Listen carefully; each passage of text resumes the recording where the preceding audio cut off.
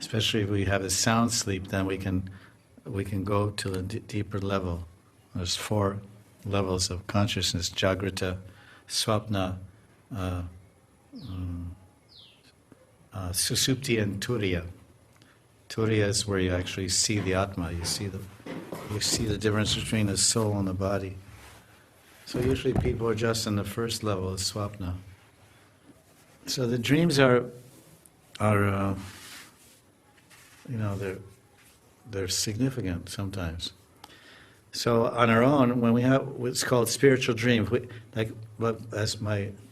I said to my teacher, I said, well, sometimes devotees dream of Krishna, or they dream of Guru, and he said, this is very auspicious, this is very good, this is very rare.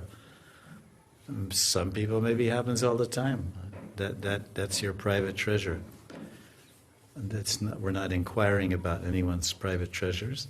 But some people may dream often of Guru and Krishna. It's very special and also very rare. It's very rare to have God in your life to begin with. And it's very rare to have a Guru also. More rare.